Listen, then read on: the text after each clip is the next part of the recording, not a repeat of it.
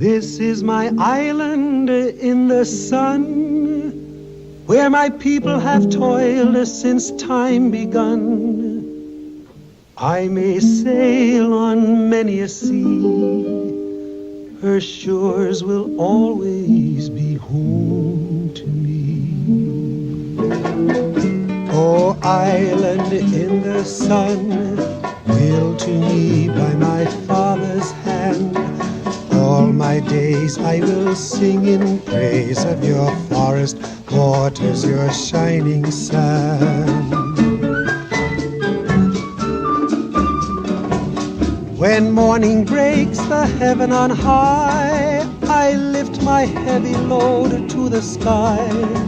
Sun comes down with a burning glow, mingles my sweat with the earth below. Oh, island in the sun, built to me by my father's hand, all my days I will sing in praise of your forest waters, your shining sand. I see women on bended knee, cutting cane for their family. I see men at the waterside, casting nets at the surging tide. Oh, island in the sun, built to me by my father's hand, all my days I will sing in praise of your forest waters, your shining sand. Sad the time I'll ever miss the gay-colored skirts as they turn and twist. Let me always hear soft guitars and a maiden's voice beneath 1,000 stars. Oh, island in the sun, built to me by my father's hand, all my days I will sing in praise of your forest waters, your shining sand.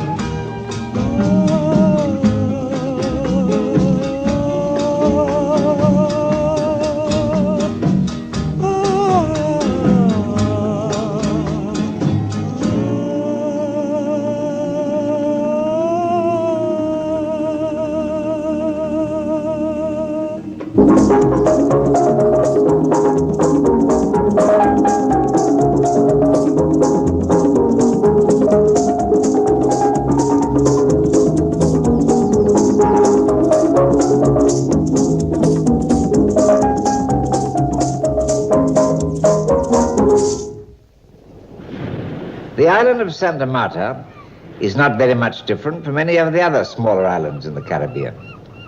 Towering mountains, white gold beaches, coconut palms, and hot tropical sun. It has a population of about 100,000, 9/10 of it colored or of mixed blood. Its main industry is raising sugar, copra, cocoa, and exporting them. Originally a French island, its laborers were brought in slave ships from the Gold Coast of Africa 4.5 centuries ago. And now it is a British Crown colony. Well, that about sums up all the facts you'll find in the tourist guides, Mr. Bradshaw. Of course, as a journalist, you'll want to see as much of our island as possible. If you're in doubt about anything, get in touch with Colonel Whittingham here. Nothing like being on the right side of the police, eh, Colonel? Right, sir. Dennis. Sir? Have you arranged for Mr. Bradshaw's hotel? The St. James, sir. Good. Very comfortable, the St. James. Excellent bar. I don't drink, sir. Oh, Doctor's orders. correct. Well, we'll be seeing you this afternoon at the reception. Thank you, Your Excellency. Oh, Your Excellency, just one more question. I'm very interested in the new constitution that's been given to the islands. Do you think the West Indian is ready to govern himself? When you get to know the island better, Mr. Bradshaw, I shall be glad to discuss it with you. Good day, sir.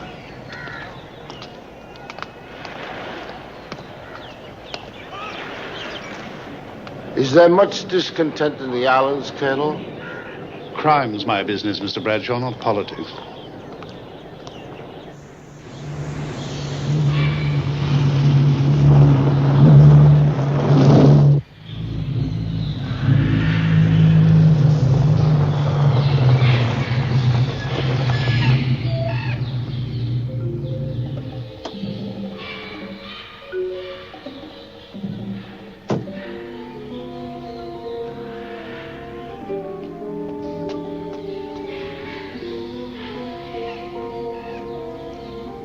Sylvia? Sylvia? Sylvia? Sylvia?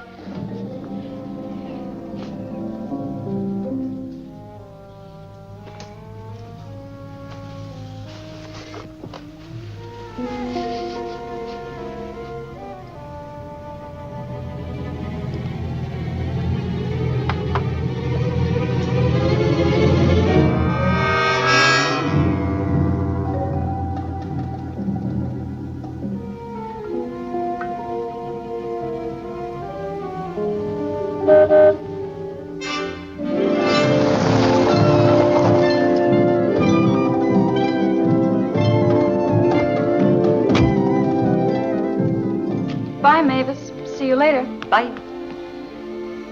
Want some help? Yes. Well, call somebody. Maxwell, how nice. I didn't expect you until later. I won't be a minute. I'll wait. Please, dear, I'm hot and sticky. Did you see your father? We lunched at the club. Mother's coming back tomorrow from Barbados. My sister tell you? Oh, there you are. Here are the towels.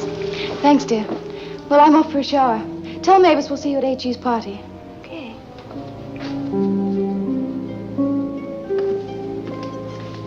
How was the beach? Oh, fun. Anybody there I know? Oh, you know, the usual bunch. What time's the party at Government House? The invitation said 5:30. Is anything wrong? What? Well, you have a very odd look. You haven't changed to smoking Egyptian cigarettes, have you? No, why? You better run along. You going to meet Mother at the plane tomorrow? No, Daddy's going. Why don't you go with him? She'd prefer to have you. Well... Tell Sylvia that I'll see her later. Mm-hmm.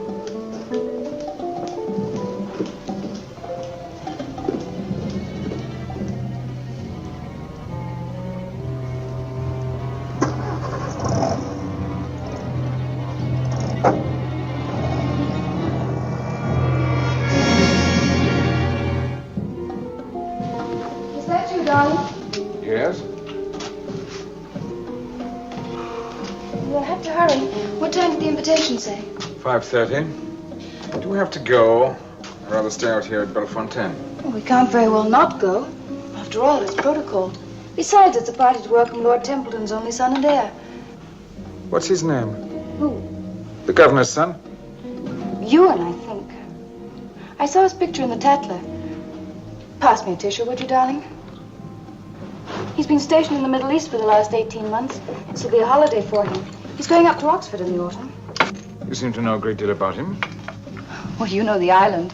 A male, young, white, unmarried, titled, and comparatively rich. Good heavens, what else do you think the girls would talk about? Oh, darling, you're not jealous, are you? A bit.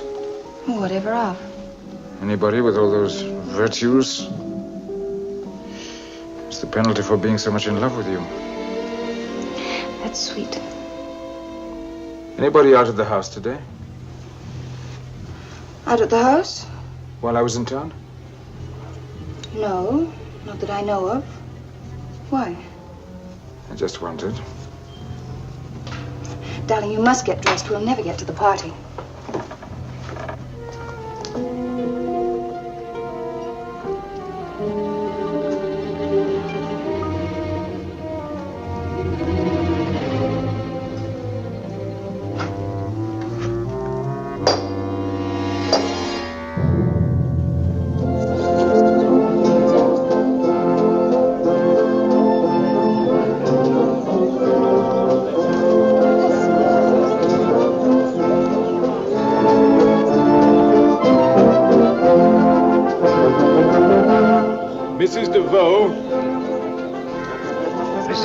Matron of our hospital.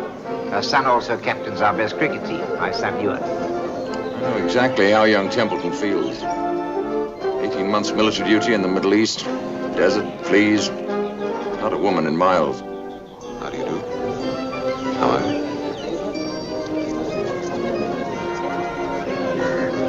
No need for you to stand guard, my boy. I'll hold the fort. You start campaigning. Thank you, sir.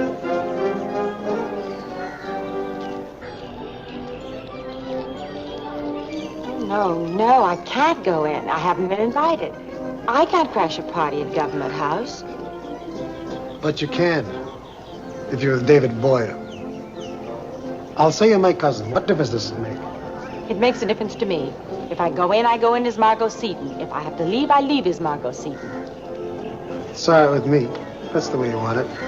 Well, it may get you into trouble with the governor. Me? In trouble with the governor? Templeton needs me much more than I need him. Do you really want me to go? Yes, I do. You're an idiot to be afraid of those people up there. What for? Am I getting out of that driveway? We're going in. All right, but I warn you, you may regret it.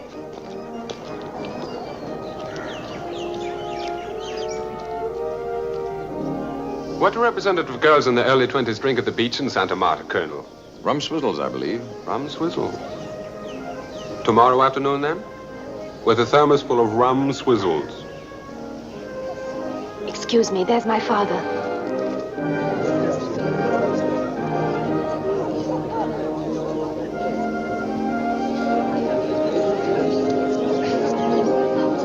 Ah, there you are.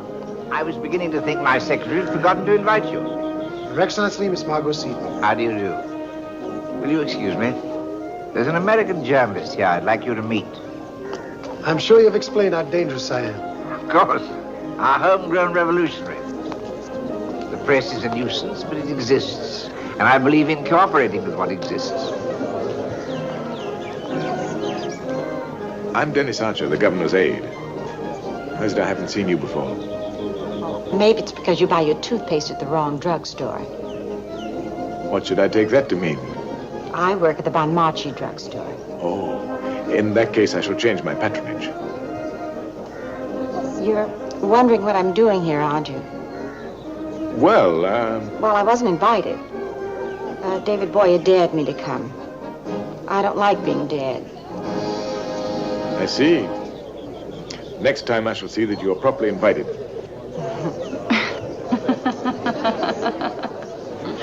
The Colonel's been telling me about David Boyer. Oh, has he? Yes, there's a man with real power. Notice the very special treatment His Excellency is giving him. Strange. In all the years I've lived on this island, I've never met him. Oh, I have. He used to work in the kitchens at the St. James Hotel when we used to live there. And I was very, very young. He's gone far since then. Too far. Why don't you take up Boyer's challenge? What do you mean? This new constitution, Boyer's going to try and capture the legislature at the next general election. Seems to me some of you planners should go in for politics rather quickly. Fight him at the polls, stand for election. Me? Yes, why not you? The Flurry name means a great deal on the island. Everyone respects your father, even the West. You stand an excellent chance of winning.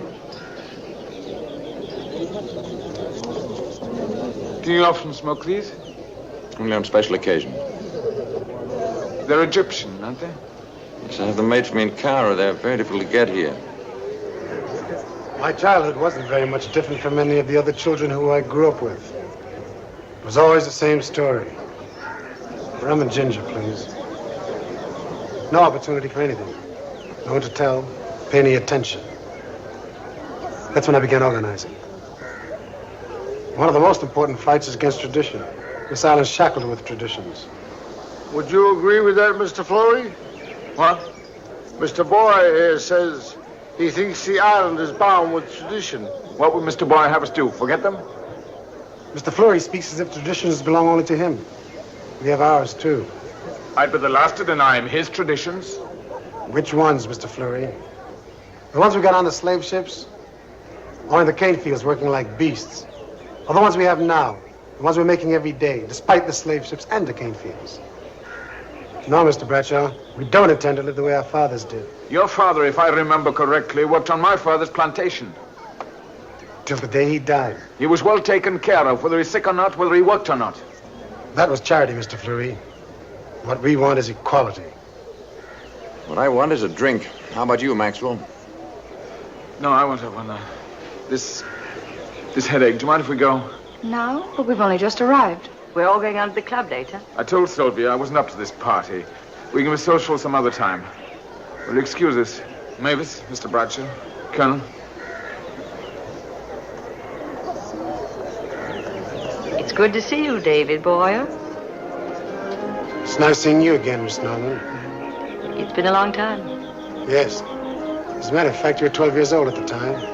It was a party given for the children out of St. James' Lawn. And you won a prize. Oh, I did? What for?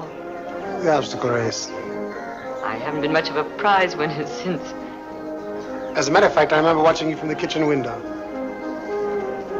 It wasn't much of a prize. Lamb's Tales from Shakespeare. You won bigger.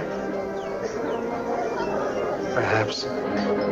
Oh, excuse me. Just one more question, Mr. Boyer. What would you say is the most important problem on the island?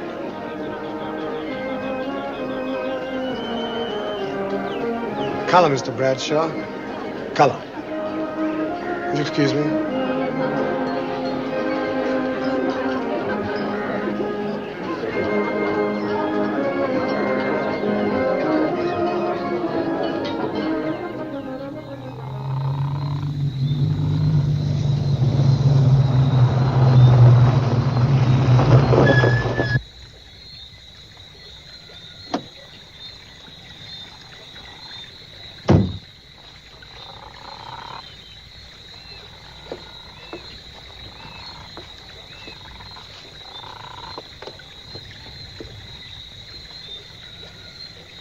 We'd better take the sea road.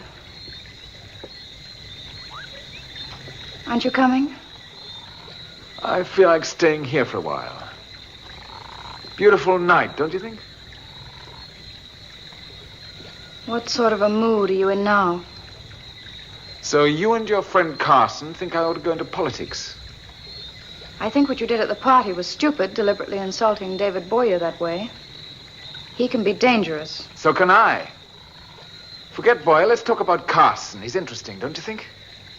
War record, bachelor, sort of thing that women go for. Hillary is nice.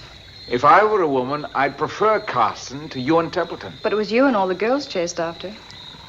Too bad you can't try your luck with him. I know you. You envy Jocelyn or any other girl who's free because you wish you were. That's true, isn't it? Maxwell, stop it. You'll tear my dress. But you know, I've never torn a dress of yours.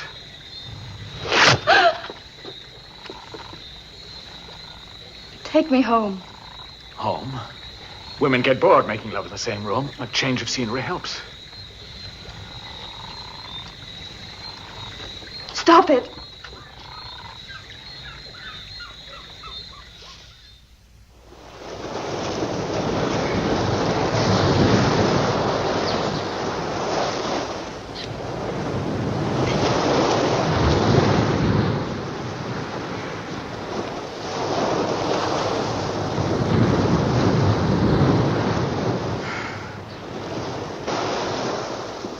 Tell me about Egypt. Was it madly dull? Too many pyramids. Not enough girls? None to write home about. You think there'll be any punch left in that thermos? Mm-hmm.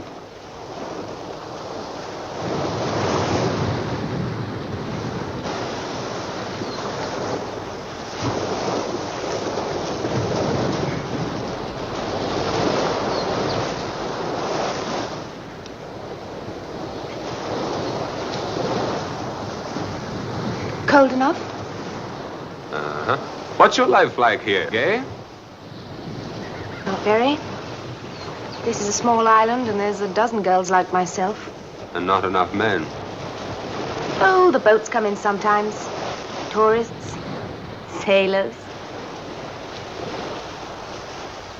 Ever think of getting away? Constantly. Where? Oh, I don't know. Paris, London. It doesn't really matter. You know, you get awfully tired of all this sun. What will you do when you leave Oxford?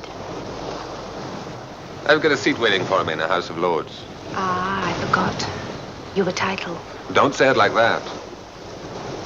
You know, there was a corporal in the army who used to take a peculiar pleasure out of reading my name out in full.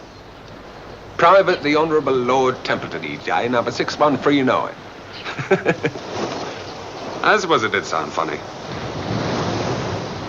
When I was in Egypt, I used to lie out on the beach, close my eyes, and make a prayer to Allah.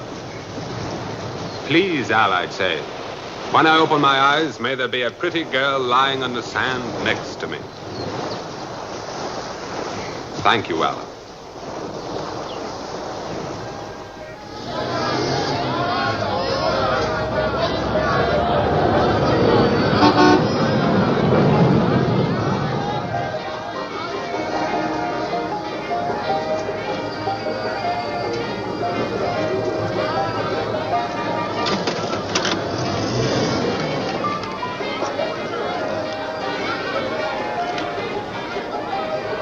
Hello.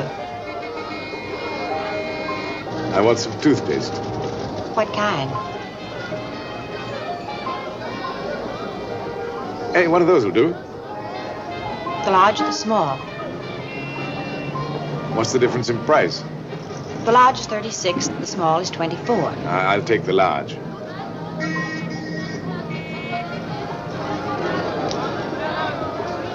Miss Seaton, are you going to the nurse's dance with anyone? David Boyer asked me. And if I asked you? Are you? I'm afraid you'll have to find someone to take your place. As a matter of fact, I have an official invitation here. What does it say? It says His Excellency the Governor requests the pleasure of Miss Margot Seaton's company at his table on Tuesday, March the 15th at 8 p.m.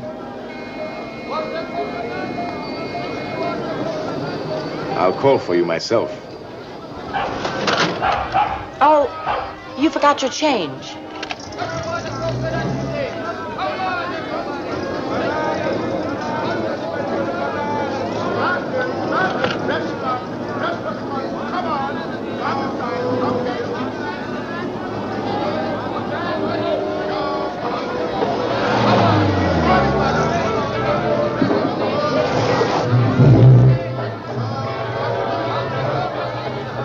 Rita, have you finished with my wife yet? Sorry, your wife is not here. She was here early today, but her appointment is for tomorrow. Did she say where she was going? No.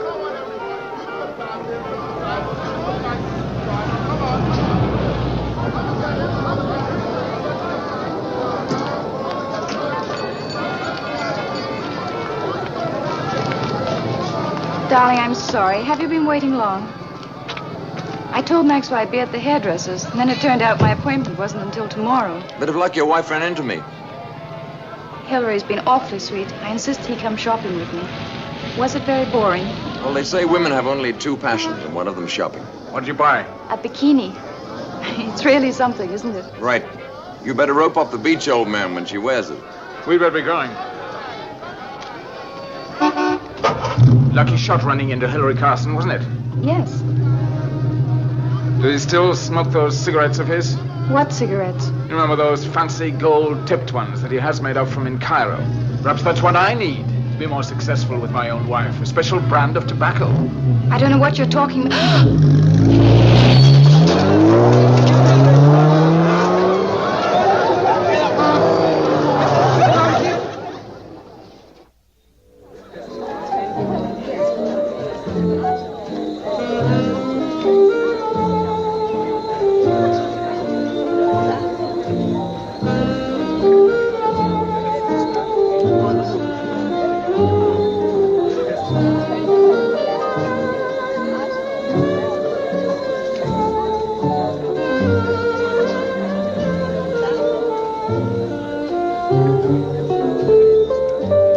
I remember you're a friend of David Boyer's.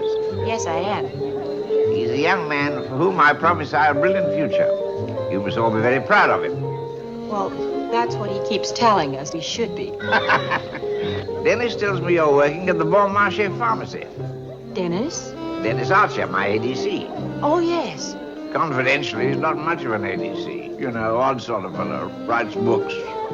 He's very ambitious. I like him. I'm very ambitious, too. I'm A stenographer. I've been taking shorthand, typing. I'm a qualified stenographer. I suppose you haven't a place for me. Well,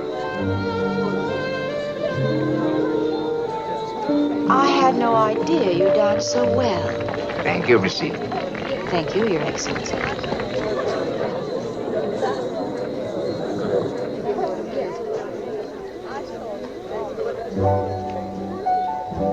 It's a great honor to dance with the governor, you know. Yes.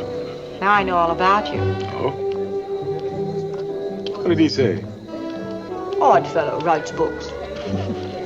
Confidentially, you're not a very good ADC. You're too ambitious, but he likes you. I'm so sorry, excuse me. Don't go away. I'll be back. I won't go away.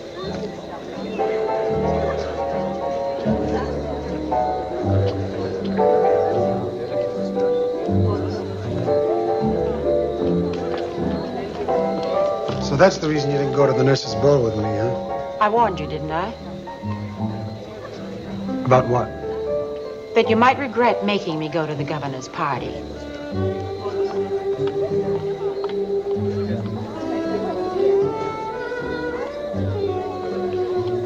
Aren't you drinking? You do drink champagne, don't you? I mean, it's not forbidden to union officials, is it? No, I don't think so.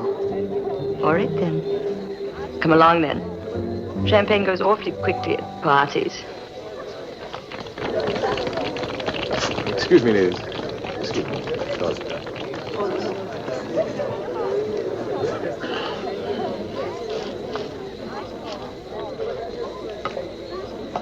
Mr. Boyer's having champagne, too.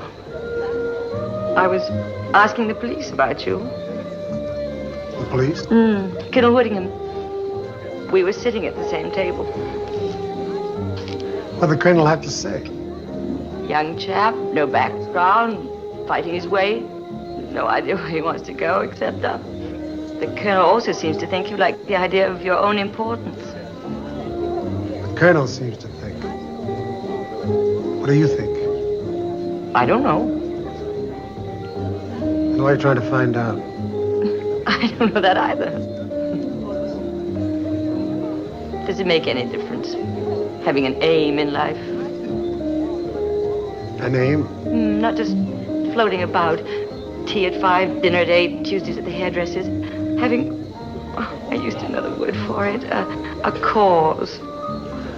That should depend a great deal on the person, I should imagine. You think I'm rather useless, don't you? Parasitic, that all women of my kind are. Oh, no, it's true. That we don't know anything. Oh, the ground rules for tennis, a recipe for shrimp curry, a little charity in nursing, but nothing very important. I wish there were something worthwhile I could learn about people, about... There's a great deal to learn right here on this island. If you really mean it.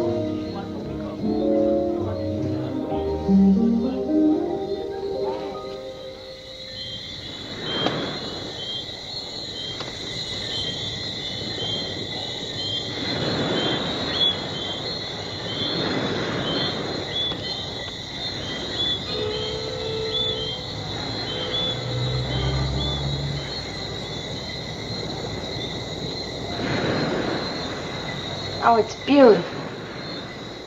It used to be the summer house where the governor's wives did their sewing.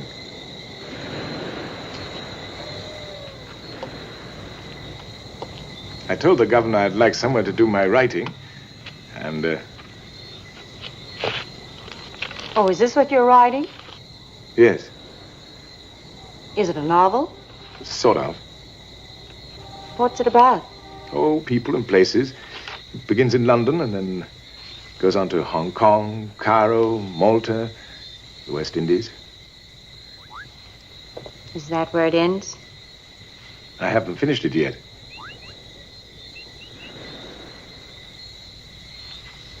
May I read it sometime? If you really want to. Oh, yes, I do. I tried writing here the night after I met you at the garden party. Yes? I couldn't get a sentence straight. I just sat here thinking about you. It's a bad sign. Is it?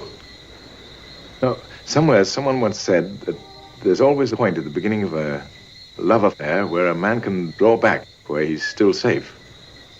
Well, is that what you want to be? Safe? I've been in love. Funny. I don't know anything about you. Well, what would you like to know? All about you. Everything. Well, there really isn't very much to tell. I've lived in these islands all my life. Trinidad, Fort de France, Santa Marta. Does the gramophone work? Yes.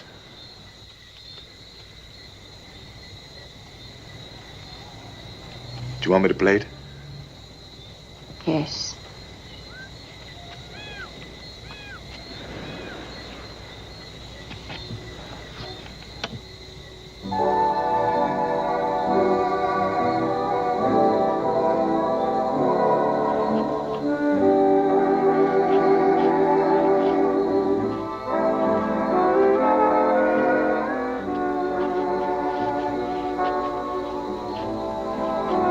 Margot, you know I'm in love with you, don't you?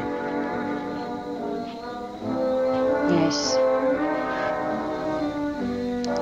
You knew from the first, didn't you? Yes.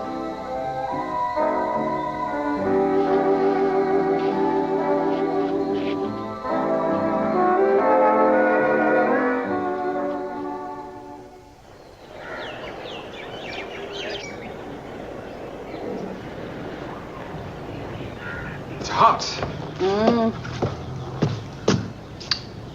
How was the trip? Pleasant. How's Sylvia? Pretty, as always. Brought the plantation accounts. Thanks. I have a bit of news. I've decided to stand for the legislature in the next election. Why? Why not? There's no good us sitting around saying the island's going to the dogs and not doing anything about it. Right, Mother? I wasn't even aware the island was going to the dogs. Boyer's got a great deal of influence in your district. Are you afraid of Boyer, too? He represents the people, or they think he does. It amounts to the same thing. You don't think I have a chance of winning, do you? No. Well, I do. I'm not afraid of Boyer. I'm not afraid of opposing him. Is there something to drink? I'd like a sour. Right.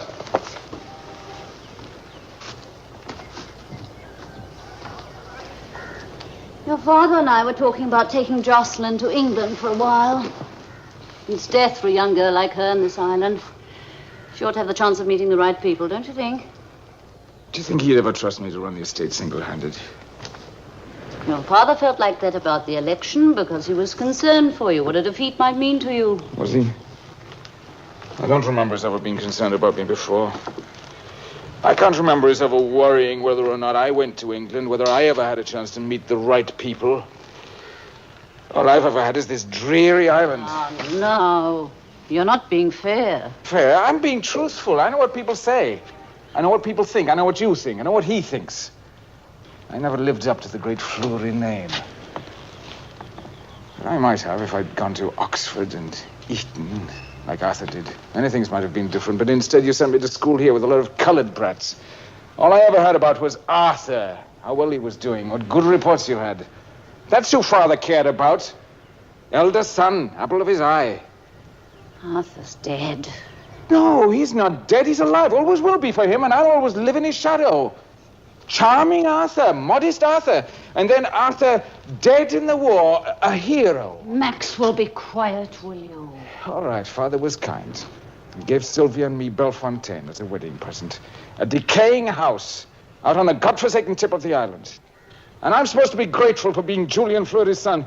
I'd have been better off if I'd been born black. Maxwell! Here's a whiskey sour.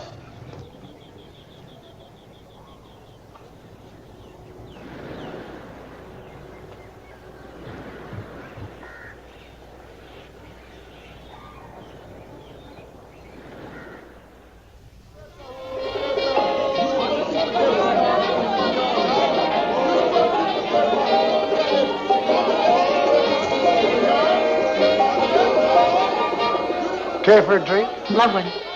Give us one of those red ones, will you? Oh, look. They want some, too. All right. Here, want this? Oh, and here's another little girl. You come right in and have one. Here you are. Got that? And how about these girls? And don't forget me. Right. Give us another one, will you?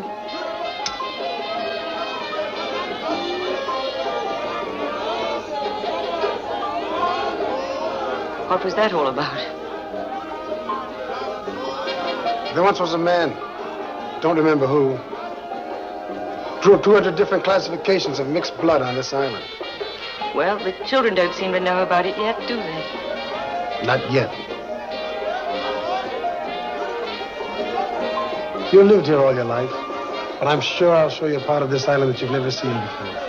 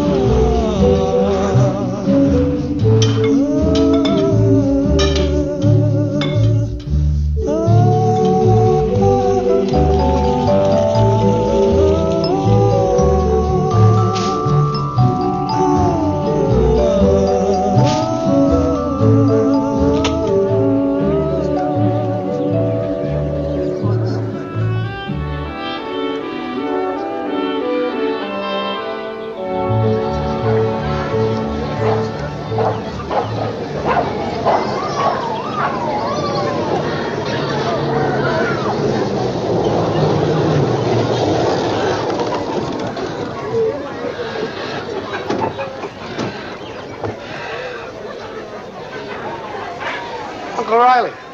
How are you? Fine. Uncle Riley, this is Miss Mavis. Hello. Hello.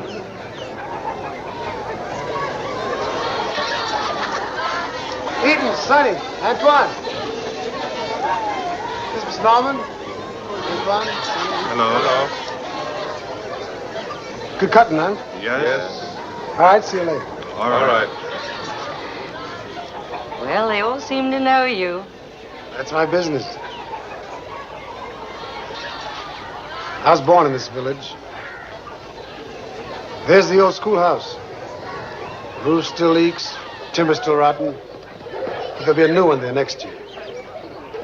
Back to school.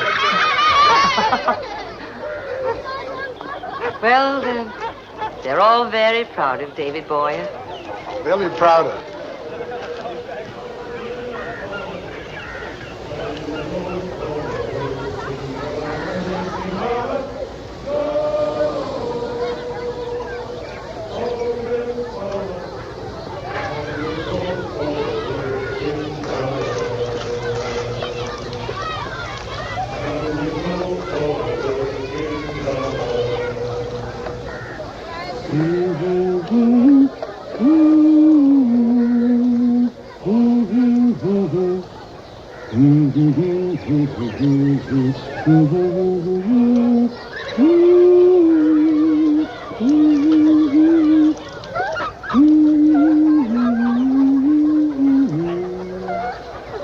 Hartford.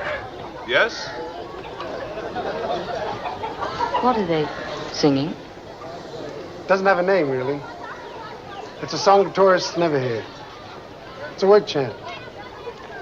When the catch is bad, it's sad.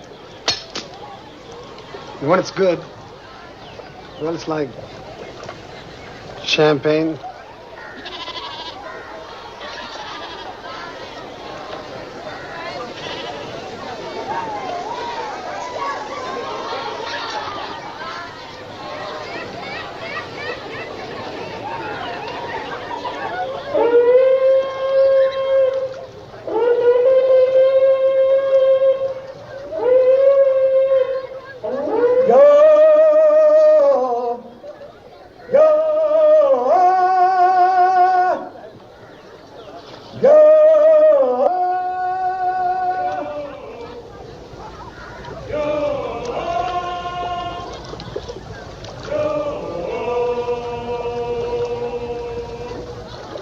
You hear me calling, men, and heed your fate.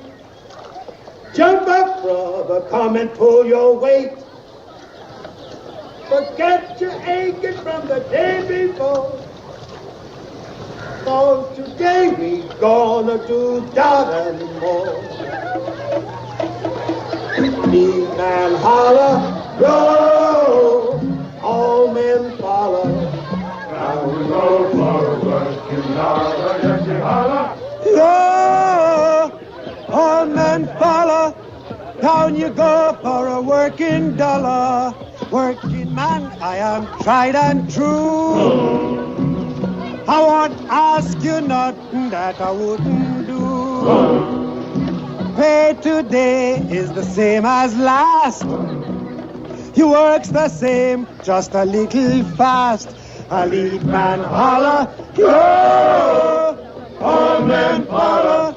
Down you go for a working dollar, yes you holler, yo! All men follow. Down you go for a working dollar. Swing out left and you bring her wide. Lean a bit to your starboard side. Pull her right in a little more to port. Slack up, men, while you hold her short. A lead man holler, yo! All men follow. Down you go for a working dollar, yes you holler, yo! All men follow. Down you go for a working dollar. Like to tell you about yesterday.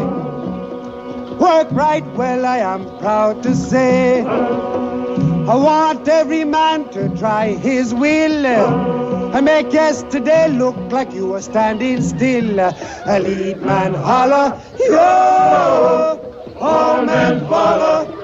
Down you go for a working dollar, yes he holler, yo! All men follow. Down you go for a working dollar.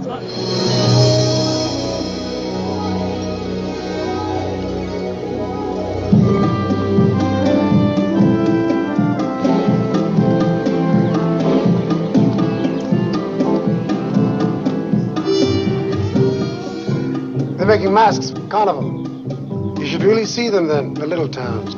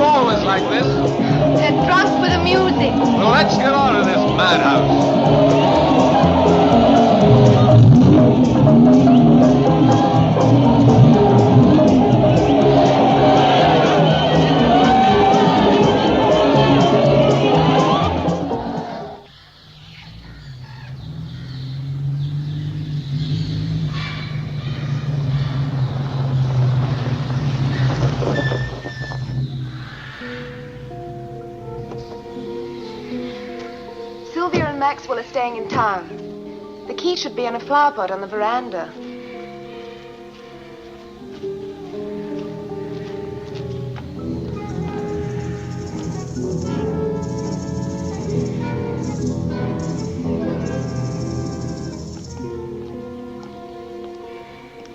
suppose the servants are all in the village running mosque.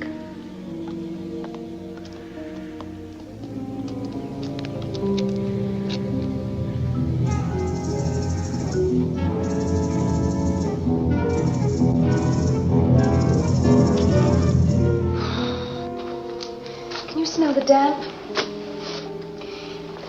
No wonder nothing lasts here. The worms eat right through the furniture.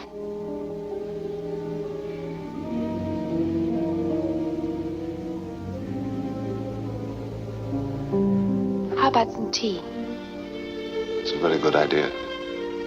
Sylvia's very wasteful. We'll probably find a cake going quietly stale in the bread bin. Oh, would you mind opening the shutters and letting some air in?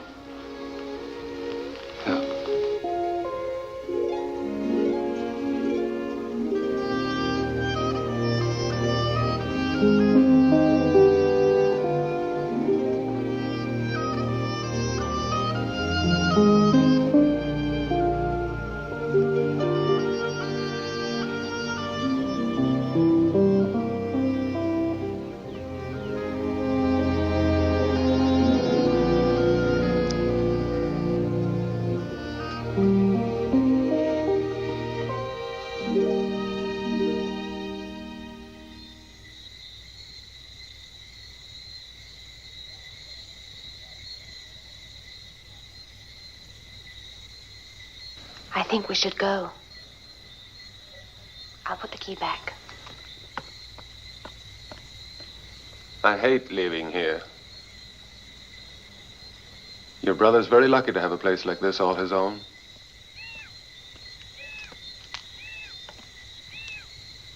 Ready?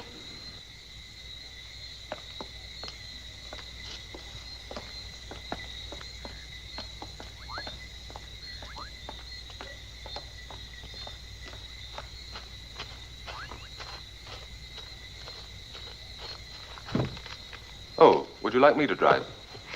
It's Maxwell's car. It's got its idiosyncrasies, and I know them. I suppose that's one of them. You wait. It's got others. Let me see. Just a moment.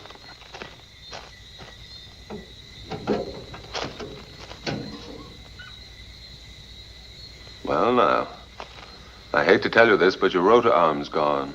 What? Rotor arm. That's impossible. Well, come and look.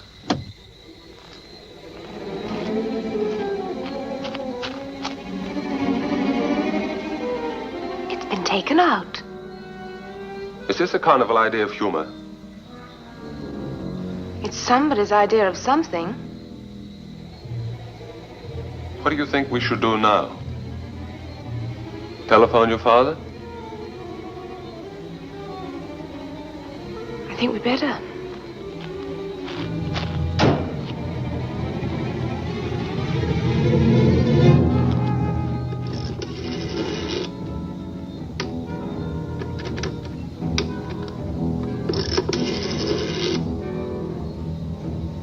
No reply? Try again. It's carnival. The girl at the exchange may be on a jag.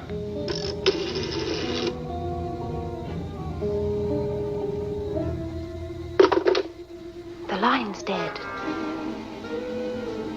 It's all right here. No electricity.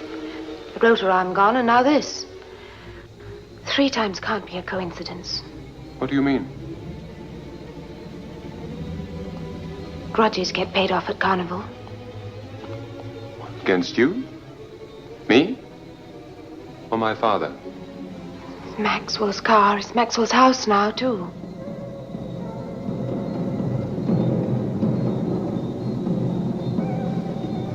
What's that? Drums. In the village. They carry for miles. We need a drink. Yes, we do, don't we?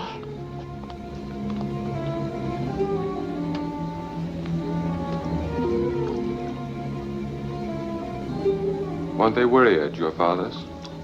No. It's carnival. They won't expect me for hours.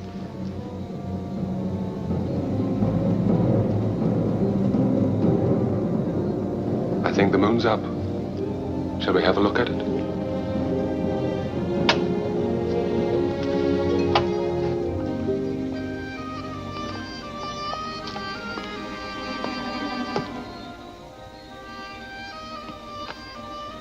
What if we can't get back? Well, the servants will be here in the morning. I can send one of them to telephone from the police station. At least I'm not in Egypt. Hungry? I noticed half a chicken pie in the icebox. Really? We might as well have supper. By moonlight. What about rooms? Rooms? If they don't come for us, we shall have to stay. Any particular one you prefer? Why don't we toss a coin?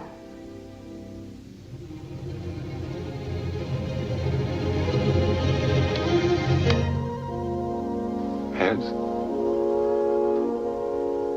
Heads it is. Which? The room on the right. I've never slept in it, and I've always wanted to ever since I was a child. It has a lovely view. There's a clock on the mantelpiece and a picture between the bookshelves. And I promised myself I'd sleep in it on my 17th birthday, but I never have, not once. Wasn't it lucky I won the toss?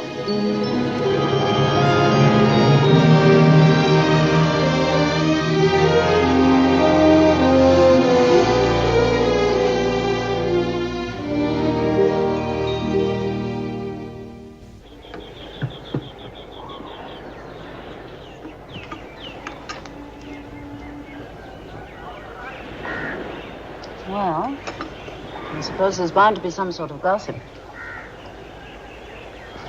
Why? Oh, dear, you can hardly expect them not to with such a wonderful opportunity. Ewan slept in here. I'm quite sure that Ewan was a gentleman. I was simply concerned with the thought that Lord Templeton might find himself involved in unpleasantness. Mrs. Florey, Hmm? I wonder if you'd be kind enough to give me an opinion. Do you think it would be a good idea for someone like myself to be married here or in England? Why? I don't quite know. I think England might be quite nice, but it might be more fun here. You know, be a sort of holiday, another carnival, sort of. Ewan, you know, you don't have to. This isn't England, and Mother isn't Queen Victoria. What am I supposed to tell my father? Your father? Yes. I spoke to him on the phone, and I said, "You are, aren't you? I am what? In love with me?" Because that's what I told my father on the... I mean, I said I was in love with you, and I assumed you were with me. What did he say? Couldn't wish me a happier fate. You know, it's not 24 hours since we drove to Bellefontaine. I know. You were going to Oxford. This was just a short vacation. Marriage isn't what you want, Ewan. Well, it's true that when I first came here, I wasn't sort of looking for anything that went deep. You know, a good time, that was all I wanted. But this morning when we drove back into town, I thought, if I lost you now, I'd be a large fool. As a matter of fact, I have an odd feeling, you know, that my life wouldn't be... Well, it'd be sort of empty if I went back to England and you weren't there to go with me.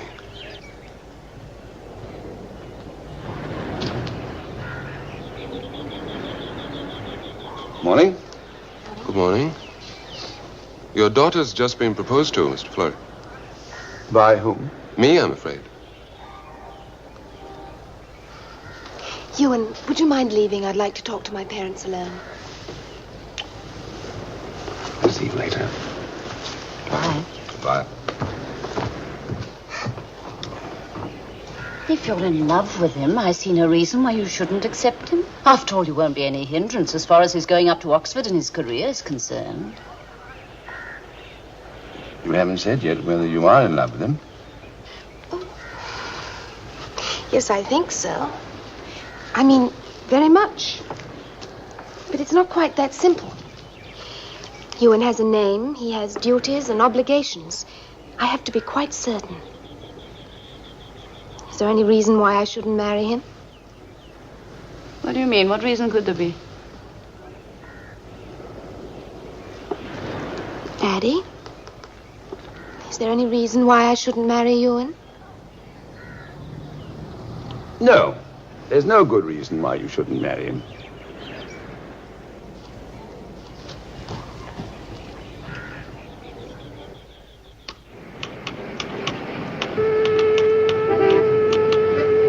I'll put it down there.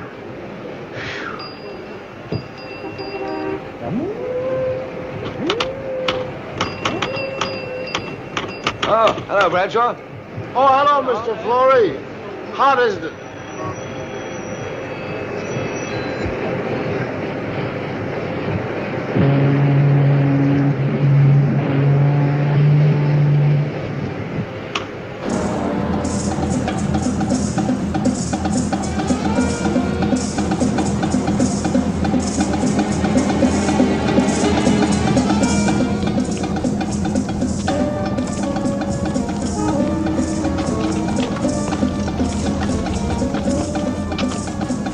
Here's your paper, Mr. Fleury. Thank you, boy.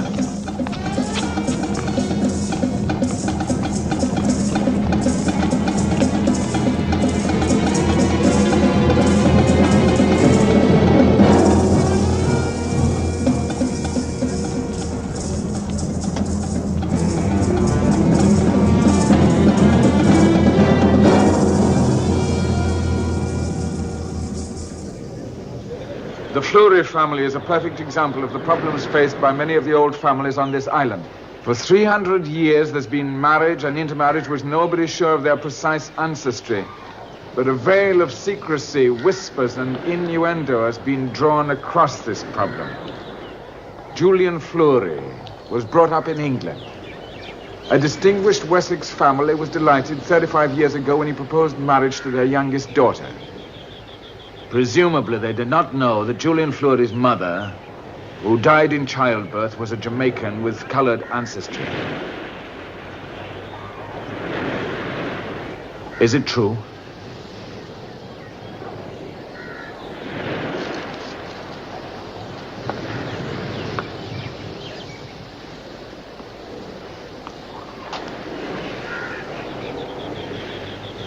It's true.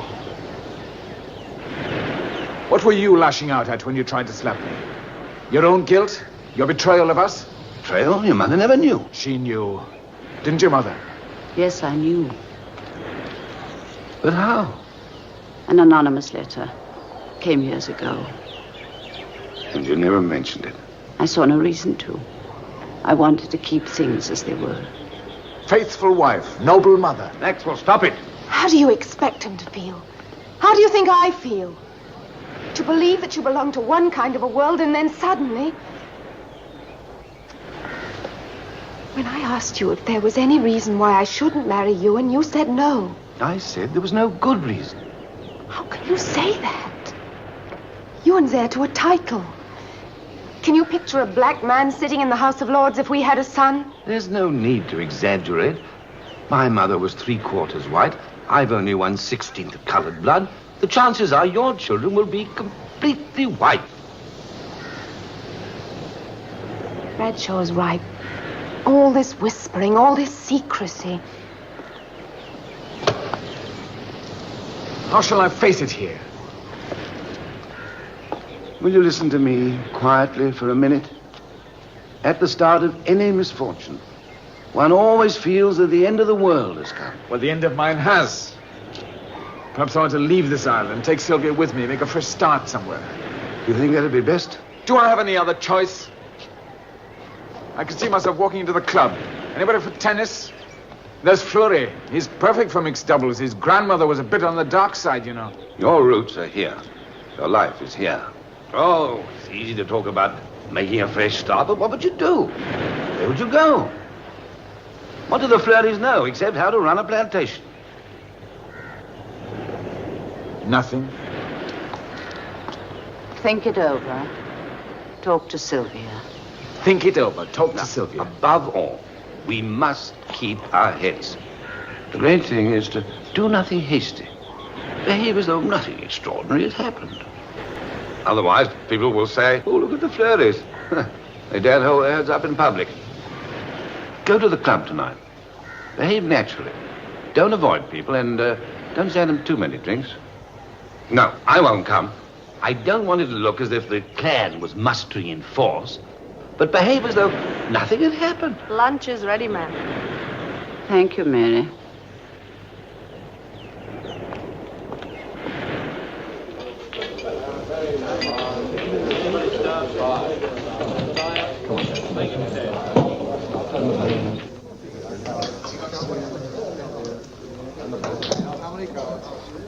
Congratulations. It was a fine series of articles, the best things I've read about the island. As for that one today, that was the goods. You said things that needed saying. From my point of view, I can't tell you how grateful I am. In what way? In every way. I've not been trusted. The people here, West Indian, they thought of me as a Fleury, a feudal planter, bought their ancestors in the marketplace. But now, I'm standing for the legislature. Why not? I combine black and white, the new and the old. I've got a foot in both camps. And your article gave me the guts that I needed. What'll it be, gentlemen? Rum and ginger, 2 of them. Just water. I didn't see this before, but now I can look out at those faces and I can say to them, my grandmother was of African ancestry. She came over in a slave trader just as yours did. Yes, I can say to them, I'm one of you now. Cheers. Cheers.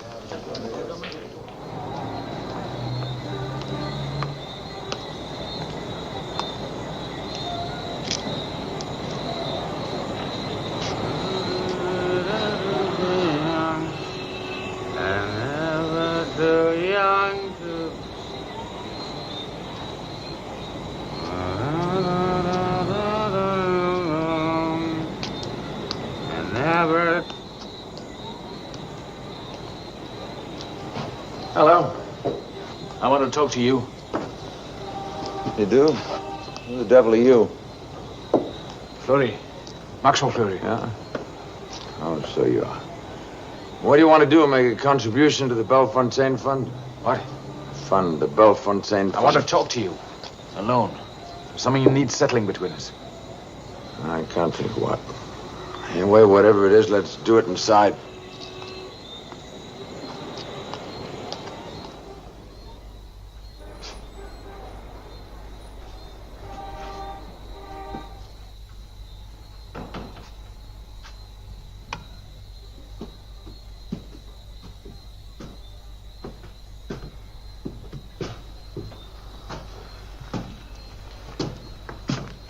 You're expecting a girl? A girl? What would I want with a girl?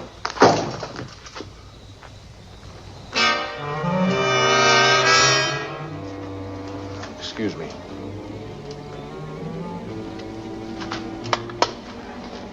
Shall we go in here?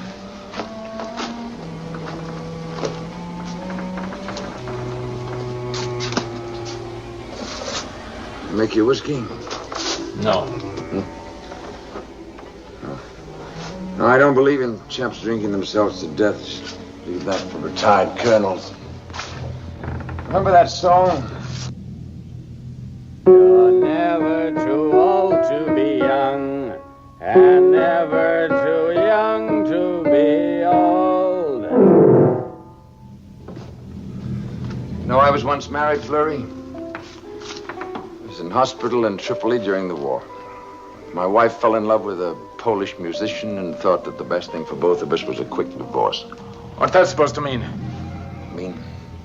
Nothing, it's just a fact. Second chance. That's what a man needs, a blasted second chance. Well, what was it needed settling? I want you to leave my wife alone. Your wife? I'm not a fool.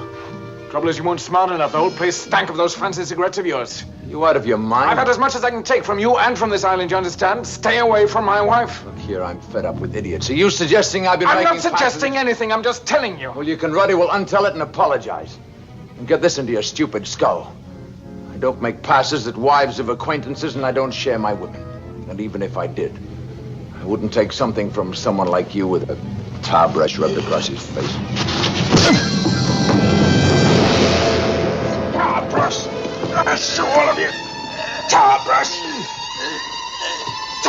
Yes! Talbot! Talbot!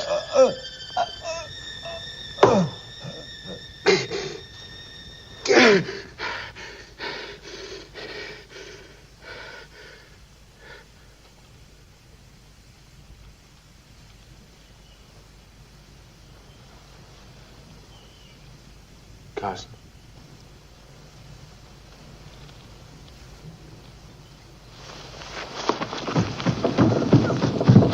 Carson.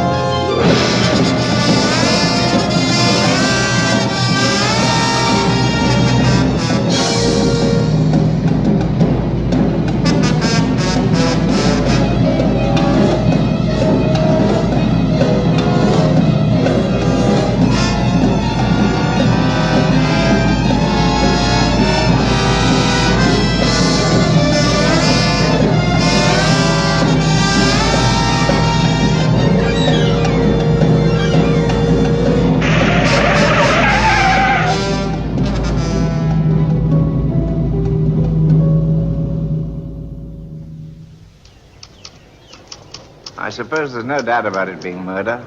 No, not the slightest. Anyone in England to whom we can send a cable? Not that I know of, sir. We could, of course, put a notice in the Times. Yes, that's the least we can do. Was there a woman in the case, do you think? Politics? No. A thief, then?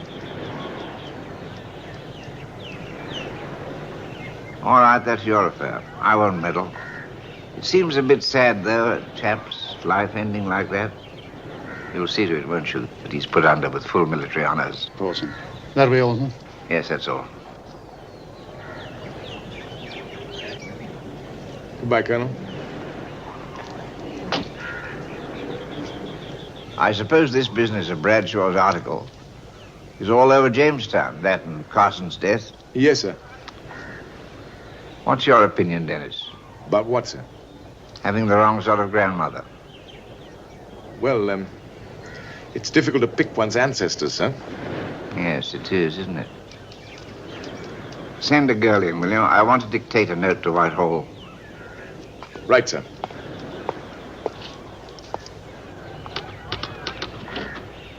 The governor has some dictation. Would you go into him?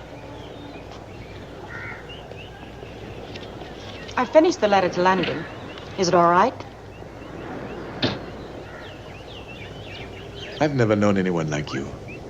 I never suspected there could be anything like this. You're not wearing it. Well, should I here in the office? Wear it.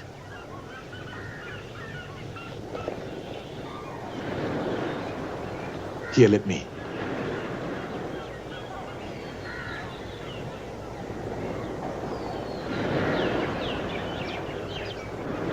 You didn't look at the letter. The letter? It's perfect.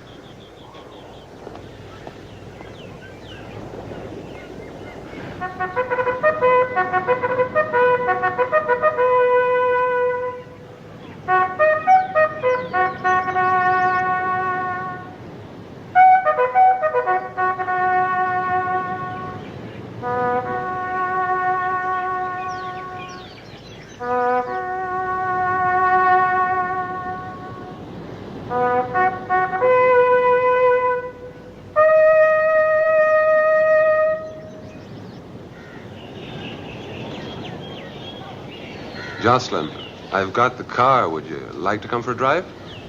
Why don't you, Jocelyn? We'll go on alone. Well, I have to go past the house and change my clothes. All right.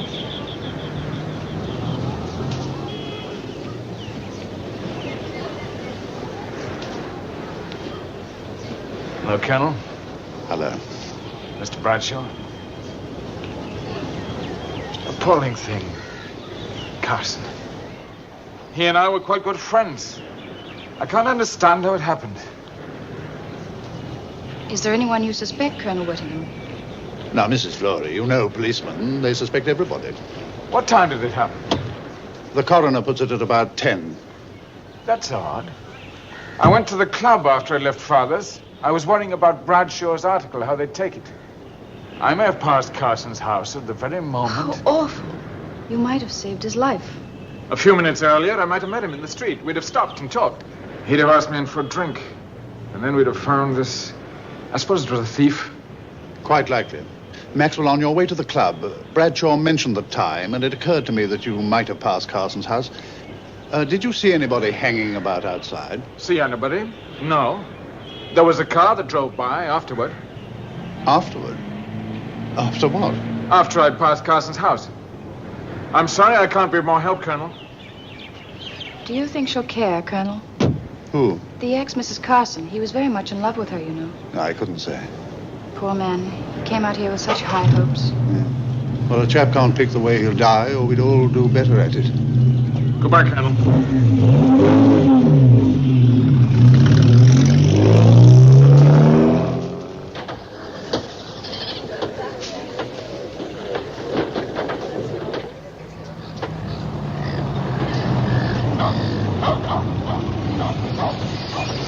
Here, Colonel, sir. Right, out you get. I steal nothing, Colonel, sir. I find purse in Canefield. No money in purse. I keep purse. Why not keep purse, Colonel, sir? Now, don't fuss. Nobody's blaming you. You just show me where you found that purse, and then you can go home.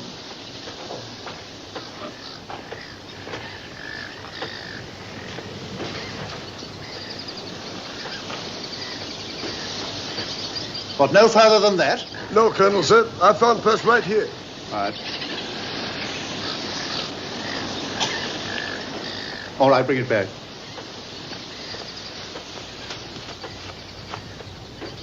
All right, start it up. No, you stay there.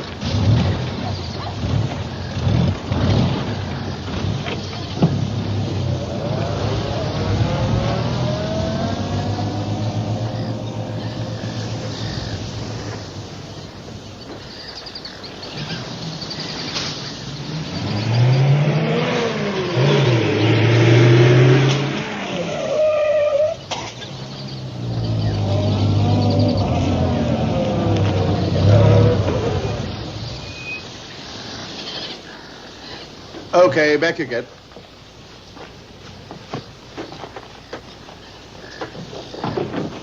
Drive him to his village. Here, this'll make up for the day's work you lost. Thank you, sir. Everything okay, Colonel, sir? Fine.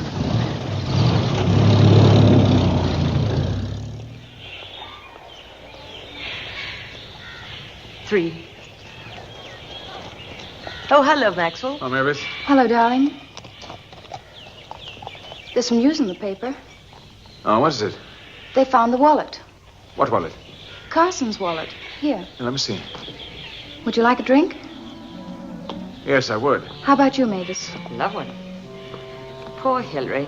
That's all they're talking about at the club. H.E. will probably get a cable from the Colonial Office. They're worried about the tourist trade, of course. There is that American newspaper man here. Well, there's one thing sure. It is a small island. He can't run far, whoever did it.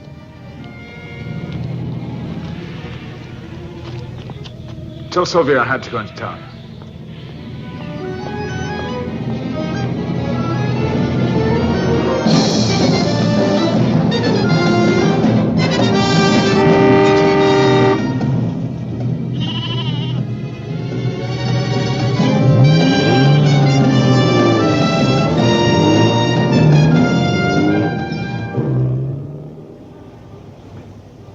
Give me 621.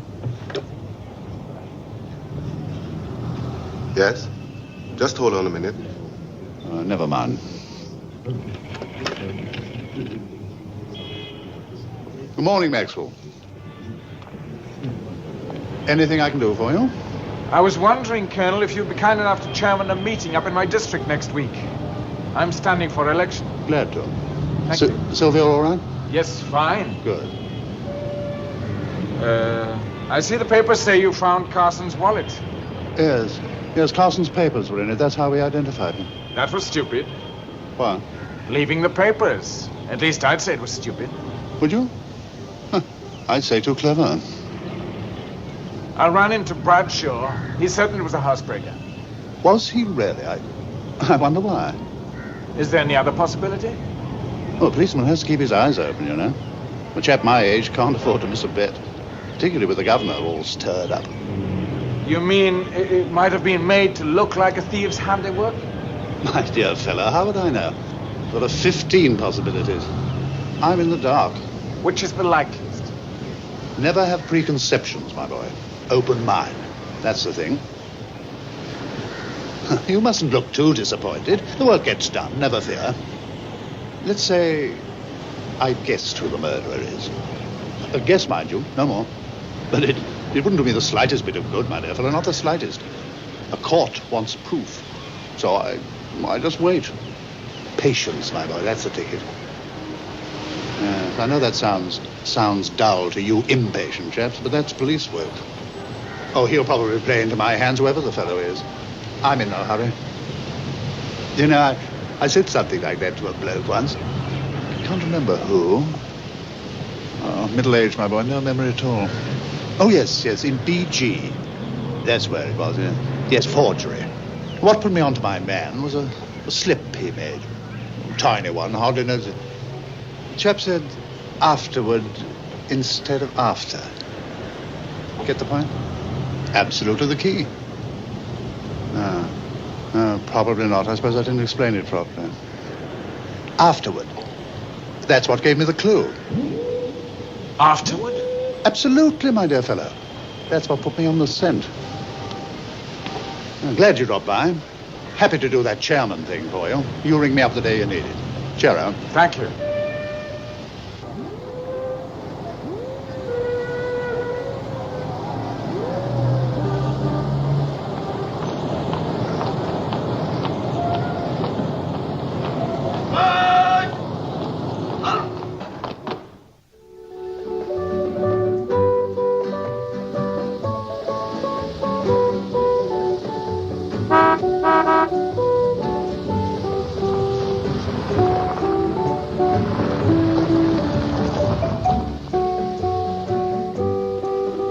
You're late. I'm sorry. I almost didn't get here. Why not? Oh, it doesn't matter now. It does to me. Why?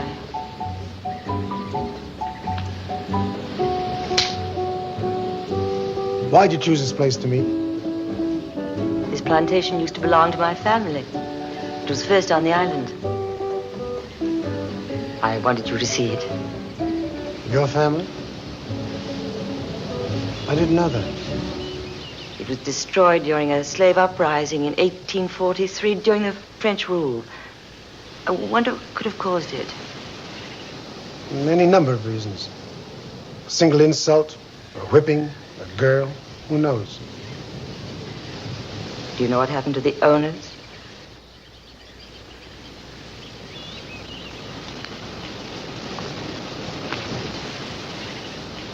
That was more than 100 years ago.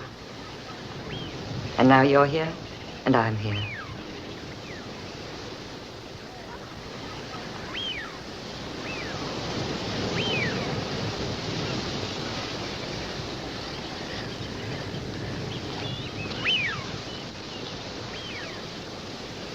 Do you still feel that anyone whose skin is different from yours is an enemy? Do you think I do? I don't know. At carnival time, my brother-in-law's car was damaged. His telephone wires cut. You hate Maxwell, don't you? You think of him as an enemy.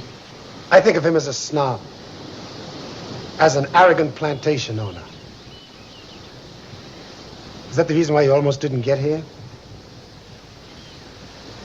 Or did they tell you that you shouldn't be seen with me? That I'm an upstart, and nobody who's gotten control of the union.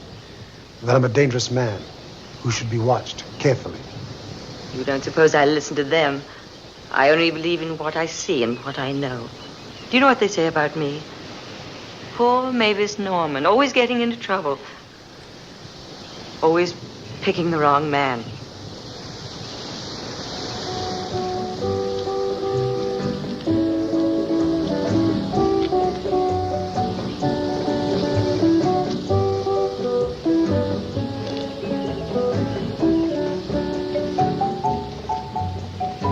Do you think of me as an enemy? No. What are you thinking? That you feel you're lost, but you're not. Because you're looking for something real. And as long as you're looking for something real, you're not lost.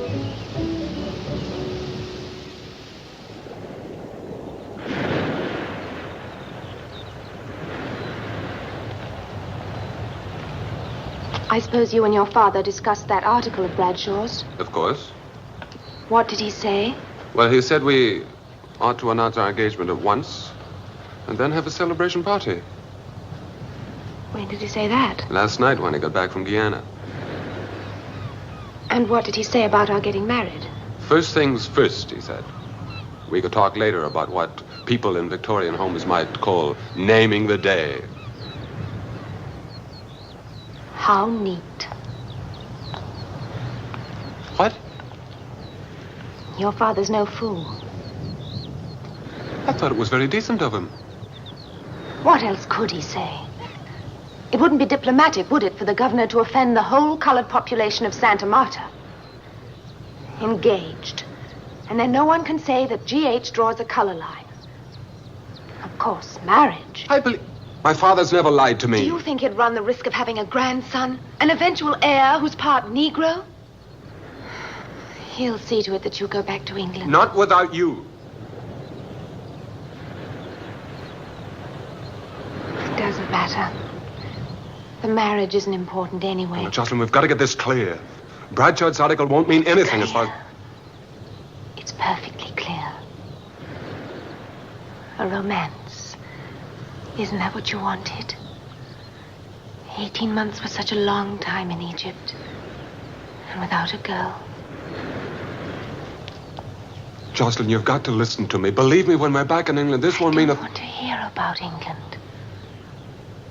Whatever happens, I want you to remember one thing. You'll never be more loved than you are right now.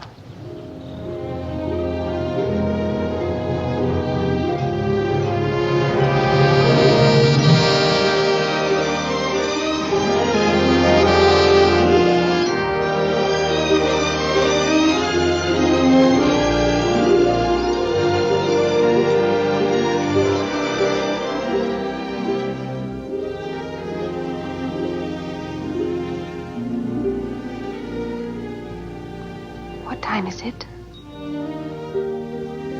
It's almost 8. I think we should go. We're going to be very happy in London, you know.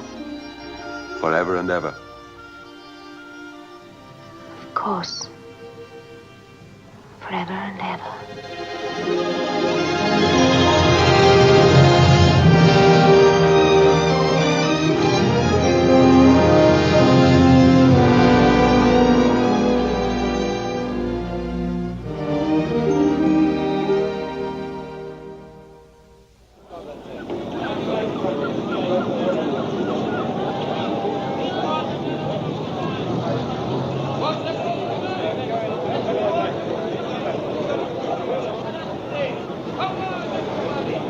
Have you any rock hind? Yes, we have. I'll take your rock hind.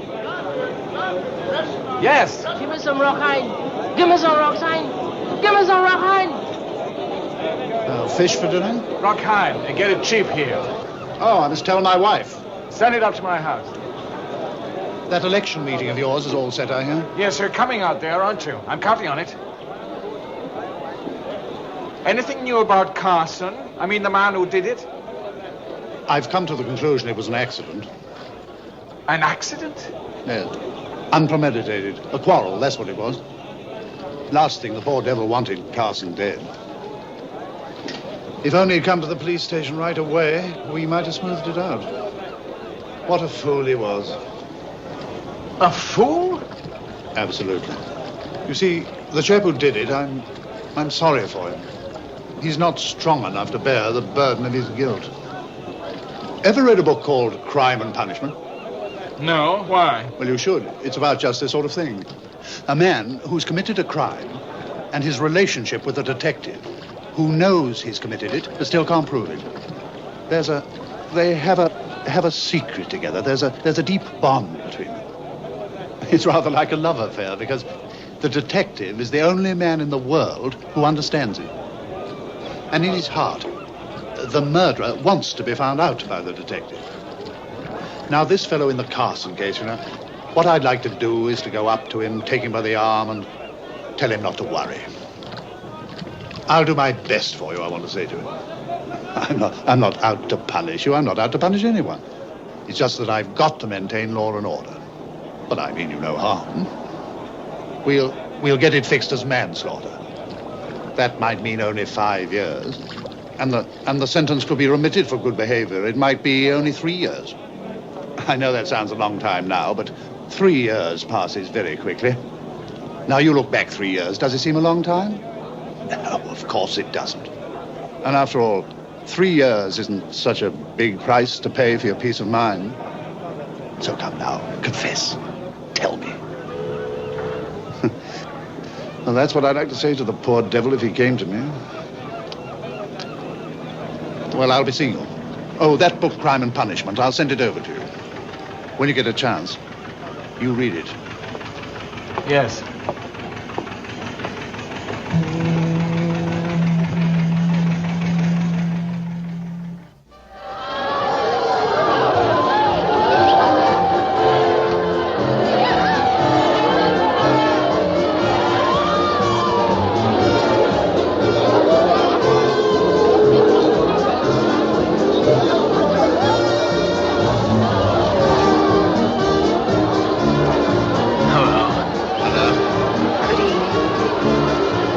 Excuse me, I won't be a minute.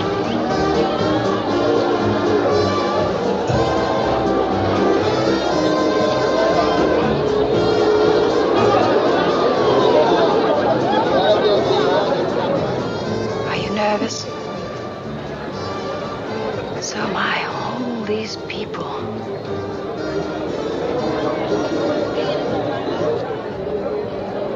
It seems so strange and unbelievable, our being here. Do you remember the day of the governor's party when poor Hillary Carson suggested you run for election?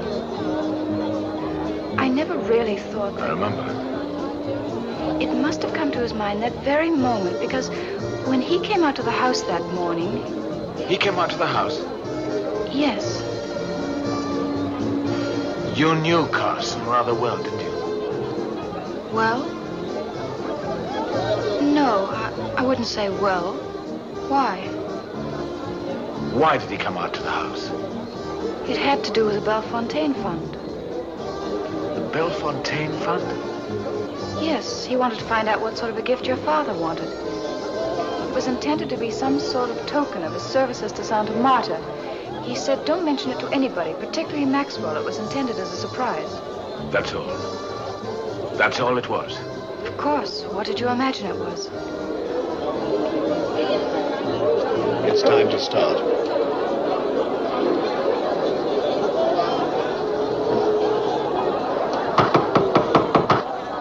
May I have your attention, please? I'm here tonight as chairman of a meeting at which Mr. Maxwell Fleury, who is offering himself as your representative in the Legislative Council, will explain his position to you. Now, you all know Mr. Fleury. Few West Indian families bear a name as respected as his. Mr. Fleury.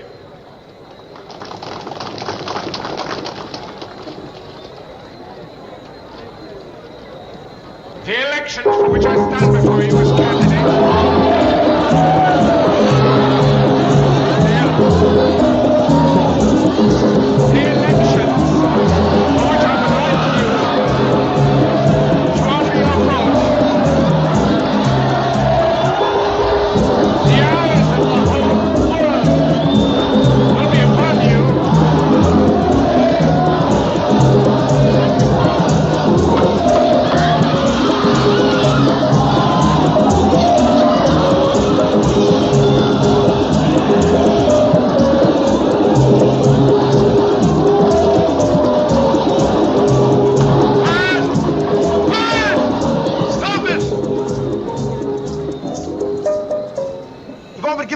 To vote.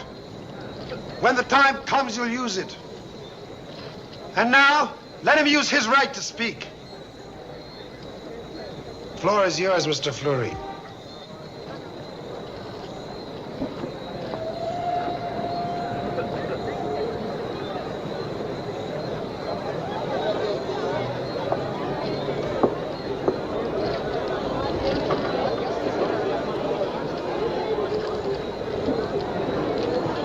I will not speak to you from this paper. This paper is filled with words that come from my head. I will try to speak to you with words that come from my heart. Many of you out there know me. You've cut my sugarcane and harvested my coffee crop. And yet I've not known you, and in this I've failed, as I failed in other things. To deny this would be to deny truth. I will speak to you tonight only in truth. I've passed you in the fields or in the cocoa sheds, and you've been just a name, or a face, or a number in a book. And I've lived in a world through which you moved only as shadows to be feared or ignored. I've now lived in the two worlds of Santa Marta. I know how they both think, how they both feel. I also know that they cannot exist if they're cut off from each other by suspicion and fear, each in its own loneliness, as no human being can exist in his own loneliness. This bridge I can help you build. I ask for your faith, your trust. Do not deny them to me. I'll answer any questions from the floor.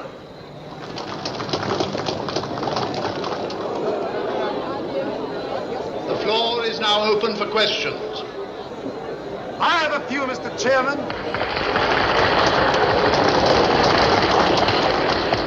I was as moved by Mr. Fleury's speech as anyone else. And I agree when he says that the two worlds cannot exist separate from each other. The question I'd like to ask Mr. Fleury is this. Does he think that the only issue here is one of color? Is he saying that that is the reason why we should vote for him? Is he saying, vote for me because I'm one of you? Is that what you're saying, Mr. Fleury? Because if you are, I would like to take that issue up with your permission, Mr. Chairman. Mr. Fleury said he has existed in the two worlds of Santa Marta. Which do you think he'll represent? I would like to answer that. Well, let finish, Mr. Chairman. Would Mr. Fleury also answer this? You said that you came here tonight only to speak the truth. Wouldn't it also be true to say that the only reason that you seek the election is to revenge yourself upon the whites, whom you now think despise you? That the only reason that you want to be black is because you're afraid that the white world will not let you be white anymore? That you want to use us, our votes, so that you can still rule in that world that you still belong to? And tell us another truth, Mr. Fleury. In your heart, deep down inside, don't you still think of us as slaves? As a stupid, ignorant people? That's a lie! No, Mr. Fleury, that is the truth. And the issue here is not just one of color. The issue here is who is really best fit to represent the people? Who knows them the best? Who feels for them the most? Who's really a part of them? Is it you, Mr. Fleury, or is it me? Now you may answer, Mr. Fleury. Oh, yeah. Oh, yeah.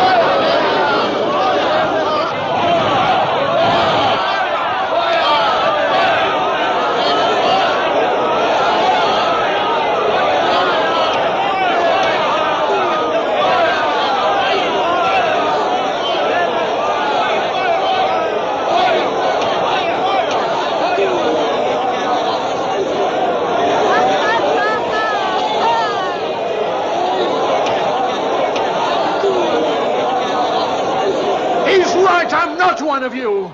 I don't belong to you. I don't want to be one of you. I never did.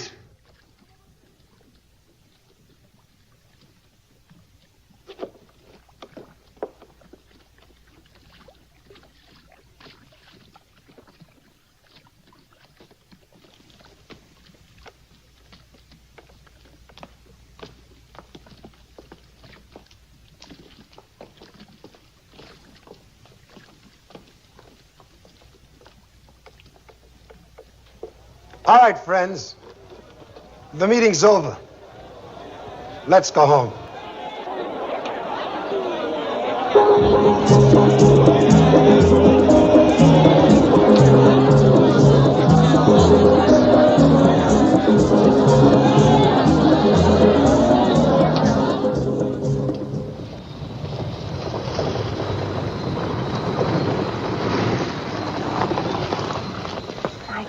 Gone. I must have left it. Lend me yours.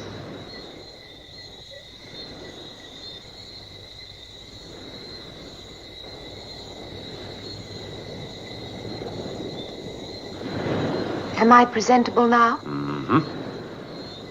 What was the name of the film we were supposed to see? Red Shoes. Oh. Was it good? A bit long.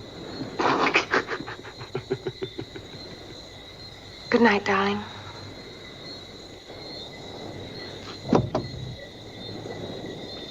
Jocelyn, there's something I want to say. Darling, can't... It won't take long. I want us to be married before I go back to England. Why? Because I have an odd feeling that if we don't get married now, we never shall. You know, you're the most difficult person to get a wedding ring on. Am I? I'll try not to be.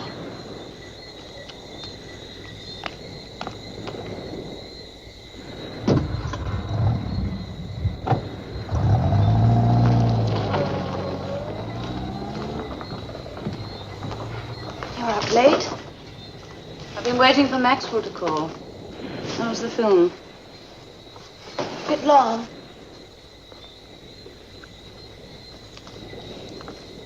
Mother, there's something I want to talk to you about. Is it a match? Fruit bowl.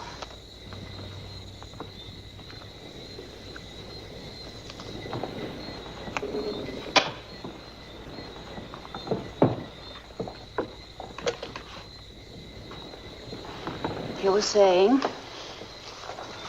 In about 3 months, I want to go to Canada. I'd like to start making the arrangements now. Canada? Why on earth do you want to go there? Because I'm pregnant. Does Ewan know? You're sure that you are? There isn't any doubt.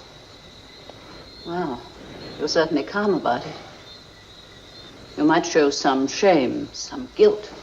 If it'll make you feel any happier, I feel quite guilty. I thought that Ewan's father wouldn't let us marry, so I settled for what there was. I thought first of all I'd go to Trinidad, and then I changed my mind. I think Canada's the best idea. I could have it adopted. It shouldn't be hard. There's only one thing. I shouldn't like Daddy to know. He's been through enough. That's why I need your help. My help? You care about appearances, what people will say.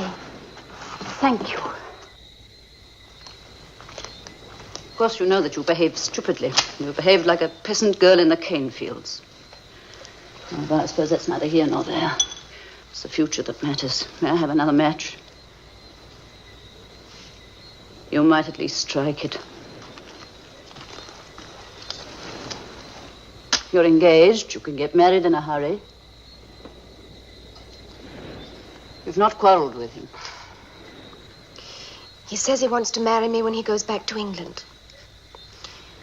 I'm not marrying Ewan. Why not? You're insane. You are still in love with him. Yes. Then what on earth is there to stop your marrying? I've told you the reason. Don't be ridiculous. The English peerage isn't that sacred. Think of Ewan. Think of the jokes there'd be made about it. You might have thought of that 2 months ago. I didn't know then about my Jamaican grandmother. Is that the only reason why you're refusing to marry him? It is. If you had the chance, if things were different... No, they're not. I know, but supposing they were, would you give anything to marry him? Yes. Very well. I owe you this. You need have no qualms about marrying Ewan. There isn't a drop of African blood in your veins. My husband isn't your father.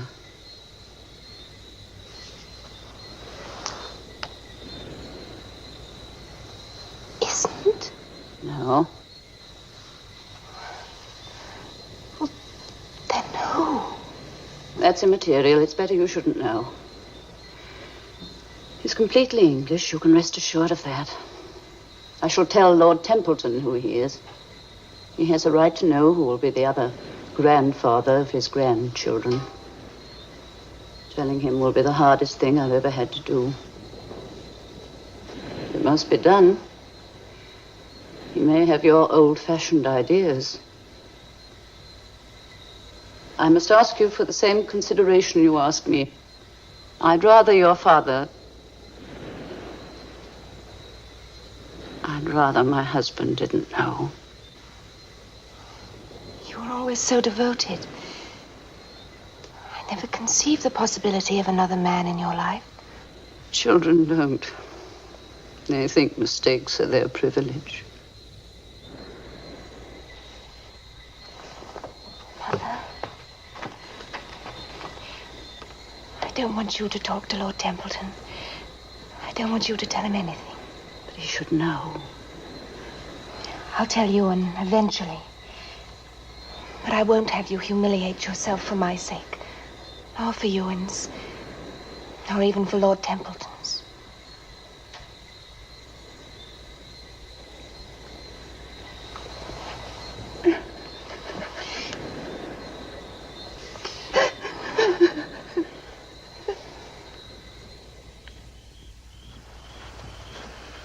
Shall I put the car away, darling?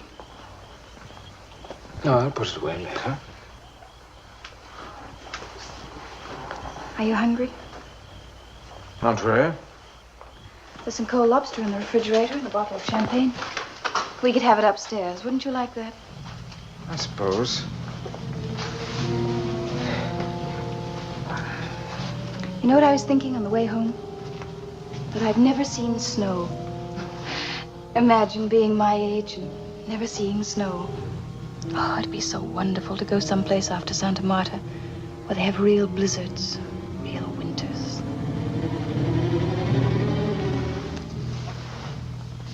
When did Whittingham send this over? Well, the other day, I forgot to mention it to you. Have you read it? Yes. The murderer confesses, I suppose. Yes. Is he married? The man in the book who does the murder? No, he's not married. Pity. I might have been tempted to read it if he were. Why? He wouldn't want to hurt his wife. He wouldn't want her ever to know about it and suffer on account of it. The detective knows, doesn't he? I mean, in the book. And the fellow who did it is in a trap and is closing in, getting tighter every day. No chance of ever getting out of it.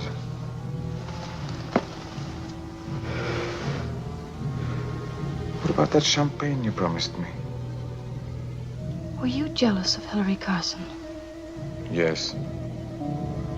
I envied him because he was the kind of man I thought that I wanted to be, and I couldn't. I thought you were attracted to him. Hillary Carson? I loved you. I thought you didn't love me. I thought that sooner or later you'd fall in love with some man who was better suited to you. I thought Carson was that kind of a man. Maxwell? Yes. You didn't have anything to do with it. Don't be foolish. You know that I'm incapable of killing a man.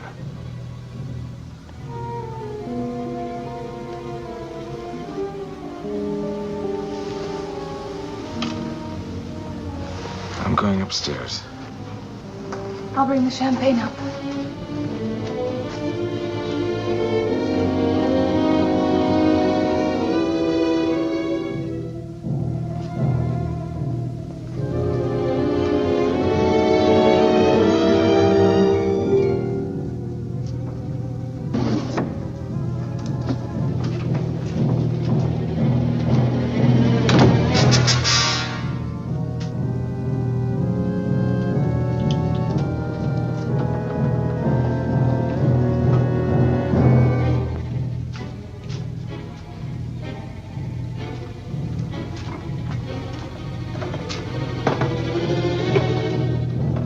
Darling?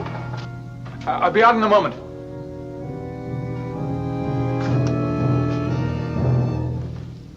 I wonder when Jocelyn's getting married. Funny, a few weeks ago I'd have been envious of her. I mean, London, the big house, being Lady Templeton. Now it doesn't matter so much. Do hurry, darling. You know, I saw a film the other day about a little town in New England. New England. That's where I'd like to live. The characters in the film lived in a little house and it had a wonderful kitchen with all sorts of gadgets. With a kitchen like that, you don't need servants. That's how I'd like to live. Not in some big old house built hundreds of years ago and getting dressed for a lonely dinner.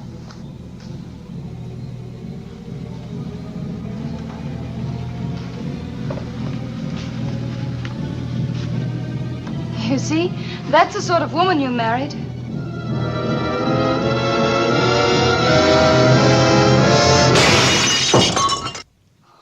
Maxwell! Maxwell!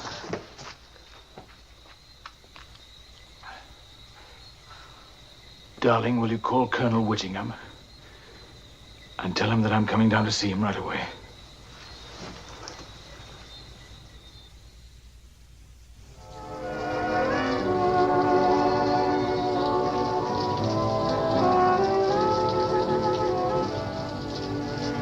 I like this.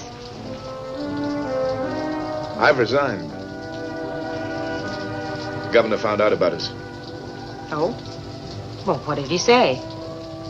He left the decision to me. Oh, he talked about the book, too.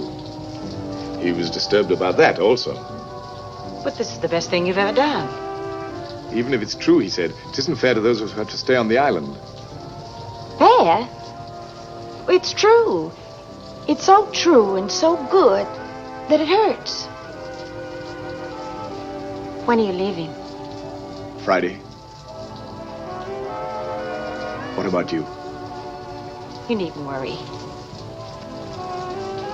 I'll be broke. There's nothing much I've saved here, and the book's a long way from being done. We've never looked ahead. We never discussed anything. We just lived from day to day. Is there something you want to discuss? Yes, there is. Life without you. Writing things you won't be the first to read. Feeling things we can't share.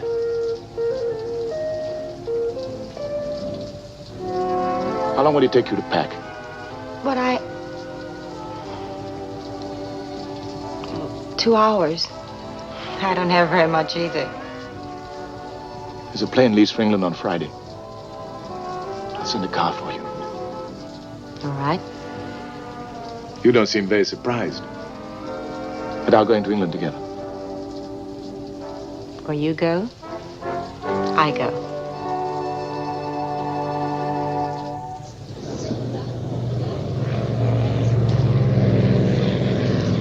May I have your attention, please? This is the final call for BWIA Viscount Flight 072 to New York, connecting with BOAC Monarch to London. Now loading.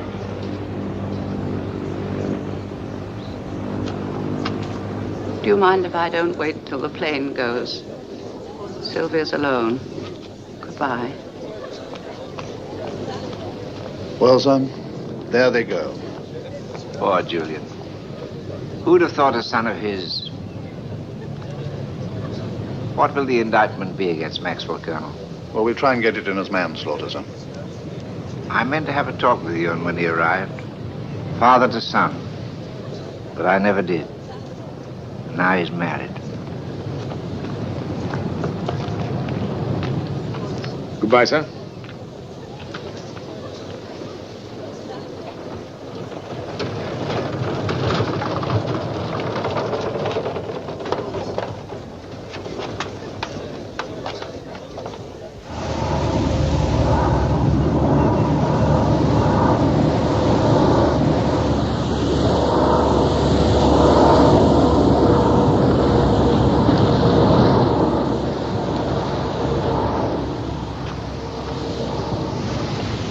There's the plane for England. In a girl's case, does it work the other way around? I mean, Dennis Archer marries Margot, Ewan marries Jocelyn. But when it's the other way around, does it make any difference? Out here, yes. How big is Santa Marta? It's 50 miles long. There are other countries. My skin is my country. Maybe the men. Look at Margot. At some cocktail party in Bloomsbury. Or a literary tea. Well, they'd envy Dennis Archer. Their own wives look sort of dull when she walks into a room. But if I were to walk in with you, or a girl like you as my wife... Do you care what stupid and prejudiced people think? You've never had to fight stupidity or prejudice. Besides, I'd be a fool. Why? Because it would be inevitable. What would be? That night that she'd forget herself and call me a nigger.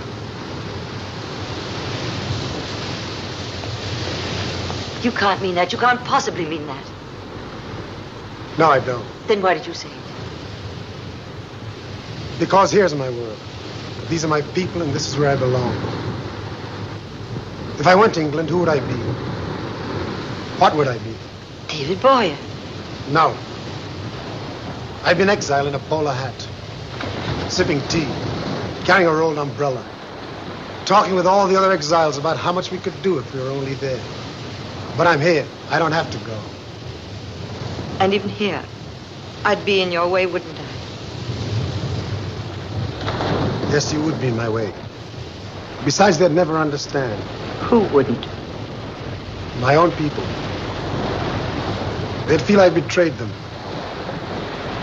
I have no choice. You're like a rock. Yes, I'm buried deep right here.